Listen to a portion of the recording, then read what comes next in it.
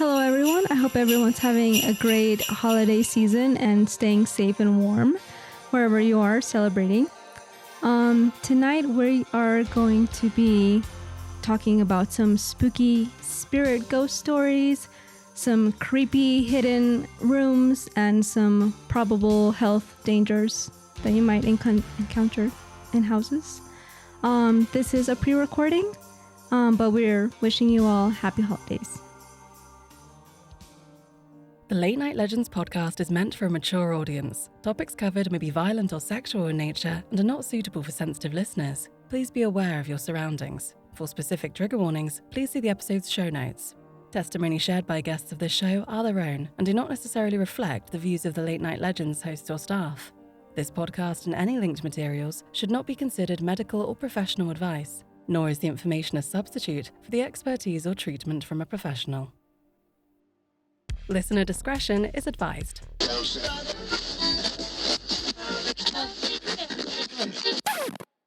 out.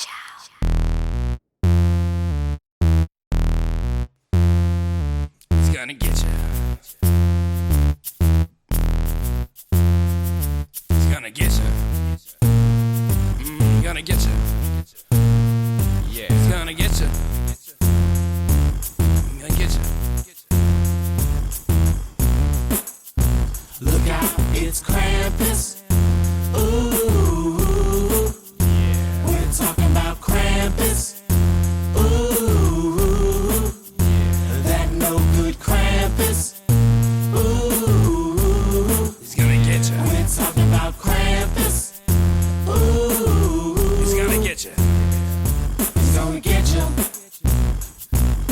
Creeping through campus. All right, so I just want to talk about kind of my story, what really got me into the paranormal, and it starts years ago. So I was 18 years old. I just got I guess 19. I just moved into a house with my girlfriend. Got married when I was 20, but yeah, we lived in the house. Her little brother was staying there with us. He was 5 or 6 years younger than us. So one night we decided, hey, let's play with a Ouija board. Actually, let me start a little sooner. So before that, when I started dating this girl, she had a son. She had a son who was 3 years old. And one time she was away on a business trip. And while she was on the trip, he started kind of talking in tongues, which I thought was weird as heck. And then I'm like, who are you talking to? And he's like, oh, I'm talking to my friend Jason. I thought, okay, this kid's just a little wacky, right? He's just got an imaginary friend, whatever. Kind of blew it off a little bit. But then fast forward to the Ouija board, we started chatting with the Ouija board. And on the Ouija board, we started talking, and this person couldn't spell, whatever it was, right? And I don't know if you believe in Ouija boards or not, but we were playing with it, and we felt like this dude couldn't spell. Hooked on phonics, left him behind. And we asked the kid's name, and the kid's name said Jason, right? And then I was like, okay, I kind of got chills because this is the same name that... I just want to say that you've now disappointed me in learning that my dyslexia will follow me into the afterlife. So thank you for that. Yeah, I mean, we asked him his age, and he said he was 8. So, I mean, you're old enough, I think you'll be okay probably. But yeah, at 8, he couldn't spell. I don't know. But yeah, he had some issues. And then we decided, hey, we wanted to talk to somebody else. So we left the house. We were living in an old farmhouse, like a 1913 farmhouse. So, I just thought, okay, that's kind of cool. Some little ghost kid lives here. Let's go somewhere else and talk to this Ouija board. So we went to the woods, like middle of nowhere in Idaho, and started talking to the Ouija board, and it said, F off, we're in a meeting. So like, okay, we got to go somewhere where there's going to be some activity. So we went to the old Idaho City Cemetery, which is supposed to be very old and very haunted. Went there, started talking to it, and as soon as we got there, it just felt eerie. Cemeteries do, but you start playing with a Ouija board in a cemetery, it's almost a little more eerie. And it sounded like there was an animal or something like barreling towards us.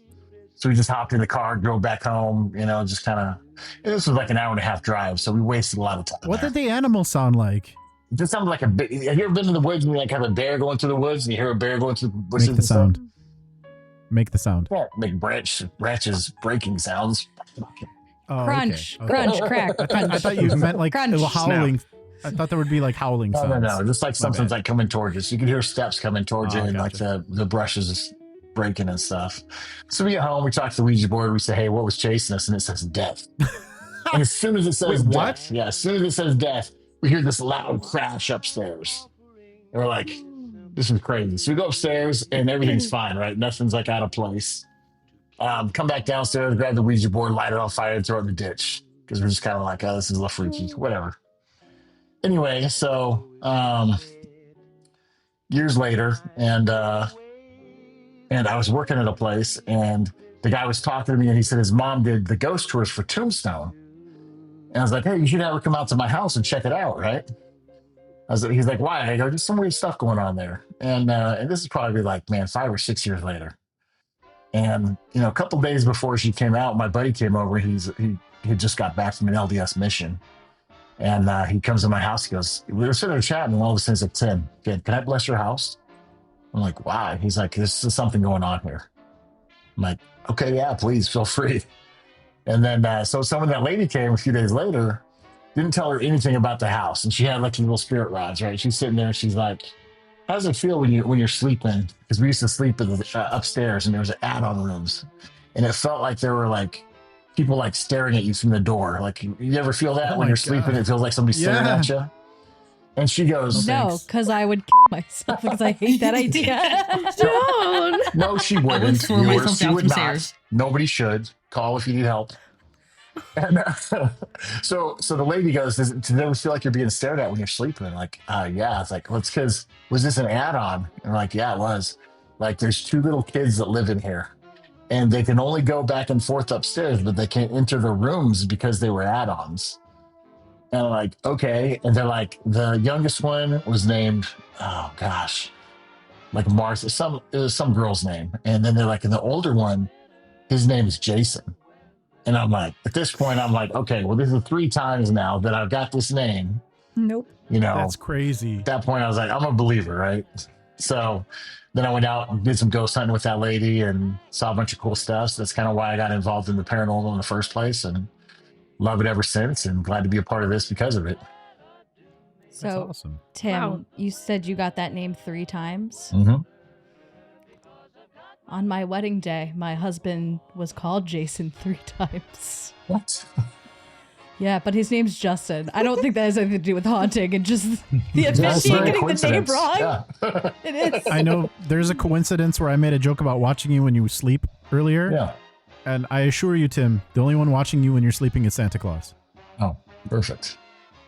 Who is real. That's good because What a bum. I mean, he wants to make sure I'm What a on the bum. good list, He right? works, Yeah. There you go. that guy works one day a year, spends the rest of the year judging you. Bum. And that's why I listen to Tupac. Only God can judge me.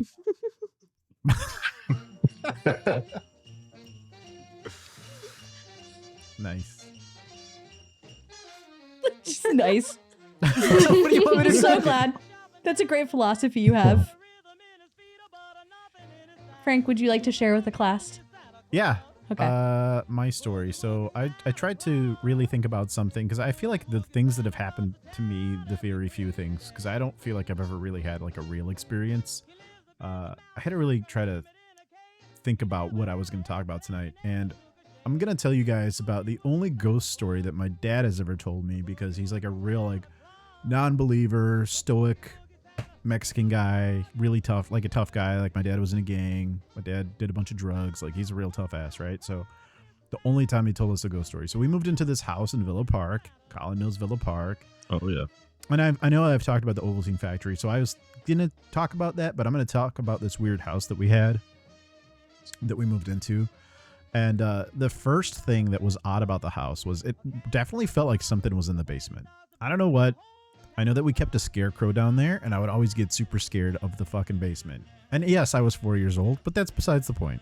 Okay. I'm sorry to interrupt. I have a real question that's not going to sound like a real question. Okay. So you said you had a scarecrow downstairs. My parents owned a scarecrow. And most people would go, crows aren't inside, so what are you scaring? But I also know that your dad kept birds. Did he keep the scarecrow to scare the birds in the basement? He kept the scarecrow to scare the birds that he bought to keep in the house. Maybe it wasn't about the basement. I don't know. No, what my parents would do is like it was a decorative scarecrow, so they don't only have it out in the fall. Oh, and the rest okay. of the year it would just be inside. But you're right. My parents we kept a lot of birds, and my dad was an ornithologist, and I think at one time we peaked at like 30 different birds. And then my dad fell asleep making beans one day and the house filled up with smoke and half of them died. So that happened. Oh my God. But that's a story for another time. Okay. Oh my. No, that really did happen. The only birds that survived were the parrots because they've got big lungs, and we took them outside. So that's cool. Anyway, so we moved into this weird house that it definitely felt like there was something in the basement, but nothing really crazy happened. I would just stay the hell out of the basement. The weirdest thing about the house was that, so the second floor, it's like you go up the stairs and then you're in this hallway. There's like a linen closet in front, and then the 2 doors to the bedrooms are on the sides. So kind of just think about that in your head, right? And that's like on the back of the house, there's a staircase. Well, the front of the house had a room. It was very odd. And maybe you guys can tell me what this room was for, because this is part of the story here. But each door on the second floor led to one of the bedrooms. So there's like my parents' bedroom on this side, and then my brother and I's bedroom on this side. My sister was not born yet. And symmetrically on the front of the house, there had been this really tiny room. And it was tiny to me, and I was a little kid. And I can tell you that it was maybe the length of a sofa. So we're talking like maybe like 10 feet by 15 feet long. And the 15 feet long was like the front window of the second floor of the house. And when we moved in, I don't know what this room was used for, but the doors to get in the room, there was a door in each bedroom to get to that room. And the only way you could access this door is because we had these weird skeleton keys. So it was really weird that we had skeleton keys to even get to that room. And stop me at any point if you know what this room may have been used for, because I legit don't know, but it's kind of scary. So go in this room, and the walls are, at some point, they had put glue on all of the walls, and they were just gluing rocks to the walls, like shiny rocks. Not joking at all. And so my favorite thing to do as a little kid was like, I'd rub my hand up against the walls and just loosen the rocks, and they would just fall off. And I'd be like, oh, what is that rock for? So anyway, one day my dad is like looking at the blueprints for the house, and we found that there was actually like not crawl spaces, but like attic spaces on the side of that room. So he took a hammer and started hammering the walls in that room. Just new house, took out a mortgage, decided, hey, let's get the sledge and look at what's in this empty space in the house. Yeah. Actually, now that I'm telling the story, it might not have been such a great idea. Oh, but anyway. No. What? So he actually broke through the walls on both sides of that room. And it's such a small room. It's not a bedroom. I guess that's part of the point. It's like what we did with it was we put a sofa in there, and then I just remember a TV, and it was like a TV room, and we called it the party room because like we didn't know what that room would have been used for. And I remember watching that show from the 90s on TGIF, Dinosaurs. Do you guys know that show? Anybody? Yeah. I remember watching dinosaurs in that room. It was awesome. So my dad like busted in the walls on either side, and inside there was all types of treasures. Like it looked like treasures. So like it's weird. So like it was like a weird attic space that was completely sealed in. But there was like boxes of cereal in there, toys, old plushies, creepy dolls and shit. I don't know. So like my mom and dad were discussing it, and they're like, oh, this is weird. And so my mom was like, do you think this room was used for some type of like witchcraft or something? And like, obviously my parents, like, they don't believe in that stuff, right? And so then my dad, it's the only time I've ever heard my dad tell this story, right? And by the way, they don't watch horror stuff. My dad he's of the opinion that it's all bullshit and he doesn't want to watch it. And I don't know if it's because like he gets actually a little scared with horror, which would be okay. That's what it's for. But horror, for the most part, was never allowed in my house unless it was in Spanish and it was specifically Chucky. And then we had relatives over. Other than that, no horror in the house. So he told us a story. It's the only time I've ever heard it. But basically, my dad has like 6 brothers, 7 sisters. And one of the brothers opened a mechanic shop, or like bought a building that had like a mechanic shop. So he started like a shop. And then my dad, when he was in college for ornithology and biology, was his major. But when he was in college, my dad took up a job as a barber. But when he was done for the day, he would like sweep up and do like odd jobs in Mexico to try to like make ends meet. So like his brother would hire him like, hey, come clean the shop with me, you know, and they would stay long hours into the night. So my dad told us the story that the mechanic shop, you know, like the car like if you have a car in the bay, it goes up on a lift. So you need a big room where the car has enough clearance to kind of like be elevated so you could work underneath. Well, this particular building that he was in had like the lift area, and then it had like a weird, I don't know how to describe it. Maybe like a catwalk that kind of went around the perimeter of that second floor. So you could kind of look down into the bay area or into the mechanic shop.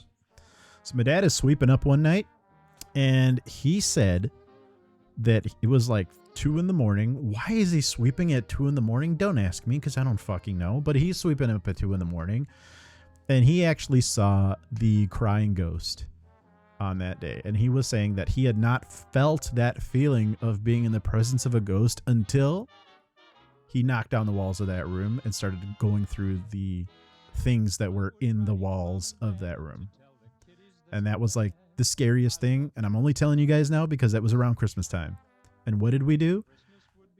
Don't ask me why we did this. My brother and I, we found Halloween makeup too in that room, and we put it on our faces. And we Okay. That's the true it was horror. like from who knows when, and it was all dry and shit. And my mom was like, "Oh, if you guys want to do Halloween makeup, I think I still got some from last year." And she like pulled it out, and we put Halloween makeup on. It was Christmas, so that was a real story. And my dad never talked about it ever again. And I've asked him about it. He says he doesn't remember, but bullshit. He totally does. He totally does. Well, if you talk about it, they'll come back. Mr. Barrientos, Yeah. I'm on to you. Don't talk about it. So was it just like, Just saying. did he hear someone crying, or like did he see it? He did. So the thing about that particular crying ghost is it's mostly like a child's ghost. It's like a warning against children. So the story of that ghost, depending on the story you follow, if you believe, it's like a woman loses her children, or like they drowned her children in the river or something like that. And then, yeah. I was going to that's say, the one. is there a reason we're not saying? The Llorona. The Llorona. But no, so like the story is like they killed her kids. They drowned her kids in the river. So she was going around trying to like kidnap kids. So like as a child, the lesson is don't go out at night because she'll kidnap you and she'll kill you. And she's going to seek her revenge by drowning you as a child in the river. So don't go out at night. Don't sneak out because she will get you. Right. Mm-hmm. So that's the story. But like, yeah. So my dad in that particular story, he's sweeping up on the second floor on that ledge that you could walk around, or that it's not like a ledge. It's like actually a walking area that's around. But like he's just sweeping up. He's just sweeping up, and she's up there like looking down, and then she starts crying. Not just any regular cry, like a scream cry. And my dad, as Maria said a few times, he hightailed it right the fuck out of there. And yeah. And so again, what was really creepy to me was that he said that he had never felt a feeling like that ever again until he was like going through this weird enclosed attic area on either side of this weird room that you needed skeleton keys to get into it. And why 2 attic areas on either side were sealed off with weird things inside, like old cereal and toys and stuff, we don't know.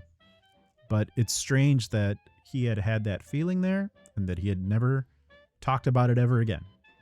Ever. Like, I've asked him a few times, because obviously you have an interest in the paranormal and stuff. He's never talked about it, and he's denied that it even happened. But I don't think that he would have made up that story. And I believe, actually, I asked my uncle about it, because I visited the same mechanic shop as a kid. The last time I went to Mexico, I was 11 years old. I remember asking one of my uncles about it. I remember this night like it was yesterday, and even though I was much younger. But I remember we went because he was coming with us to dinner.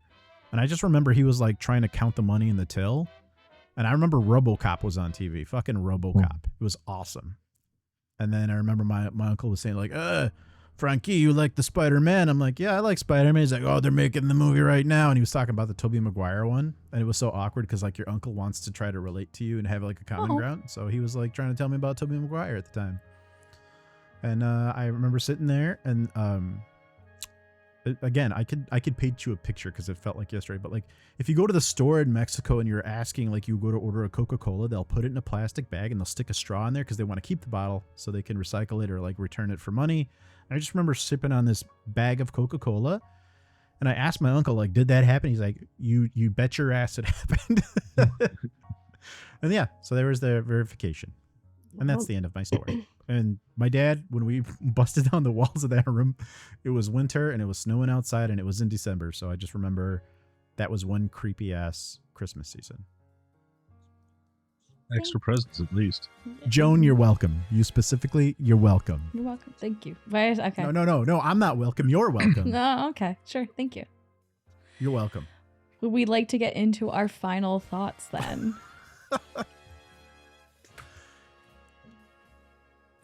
Who wants to go first? I'm going last. No, you're. I'm finishing I'm finishing Tim off, right? Is that what you said last time? But I'm not going to say it. Okay. Anyway, I'll go. The things that we fix in post, everybody. The things that I need to fix about myself. Anyway, look inwards. What am I even thinking? As I said or mentioned before, the biggest takeaway that I have is that my dyslexia will follow me into the afterlife, and there is no spell check there. So I feel real bad about that. And maybe I'll try to leave notes in my walls and see who finds them after they buy a house. I was going to say, while Frank was talking, the real fear I had was how much asbestos was in that little rocks being hung on your wall, and then how much lead was in that paint you put on your face. Very scared. Knock, knock. Who's there? Frank, you have cancer. Oh my God. Oh my God. Sorry, really quickly. I got like a spam call today, but it was from a cancer screening place. And I was like, do they know I have cancer? I didn't get screened. Oh no. Why am I getting called?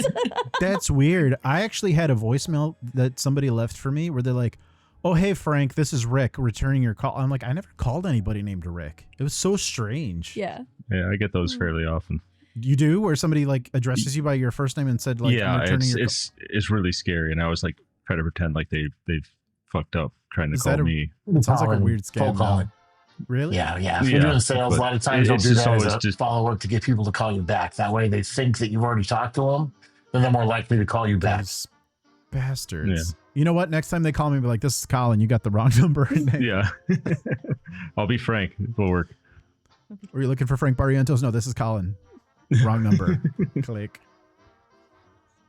I actually have a whole story of a fake name and fake address and fake social security number I use when I just want to like. Can we hear about this fraud? Can we hear about this fraud I later? used the name of the actor Daniel Tamborelli, who was on the show Pete and Pete, if you remember that. I remember Pete and Pete. They're the ginger kids, right? Yeah. Yeah, I remember that show.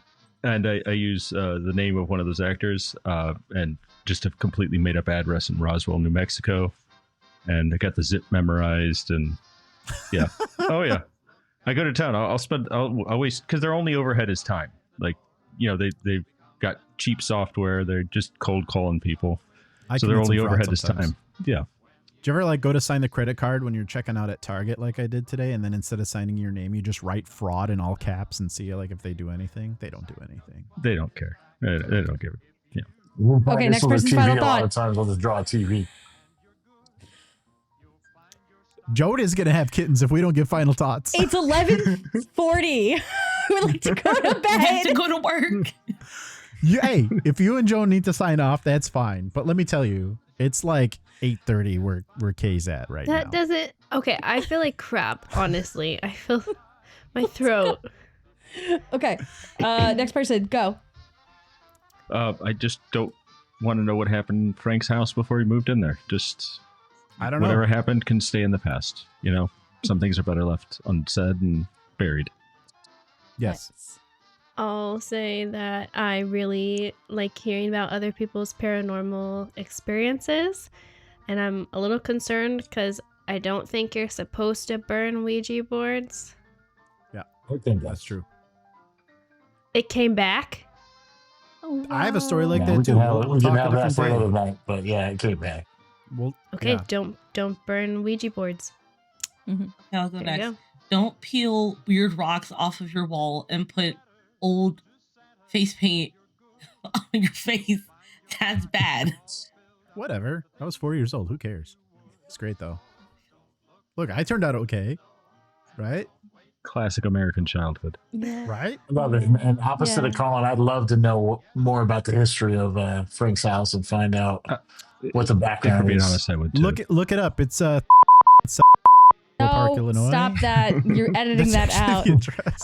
I know. Don't put that in there. There's Fine, probably I'll edit it out. There's probably Whatever. a family that's living there now. Leave them alone. Tell that to the ghost. I'm gonna put it in the fucking general chat. I don't give a fuck. I don't live there anymore. Hey, Frank, you need to give a final thought. final thought. I love you guys. If something happens to you and you tell your kids once, please remember so you could like validate it later on in life. And probably wasn't the smartest idea to take a sledgehammer when you have just the mortgage on the house and the bank still technically owns it, and then you lose that house due to not paying that same mortgage. And then don't burn beans and kill all your birds. And say hi to your mom. I saw her kissing Santa Claus. Wait, Marie didn't give hers first. I'll cut it so it makes sense. Don't Okay, worry. perfect. Go ahead, Thank Maria. you. Kid ghost? Nope. Actually, it's like the scariest type of ghost. Yeah. My story was not scary, but Tim's story, would you? Because I've definitely felt like somebody. Yeah, I'm gonna watching have you a when hard you time sleep. falling asleep with Tim's story. Just No. Yeah. But also, Maria, no notes. Perfect ending. I love that. Kid ghost? No. Nope. Nope.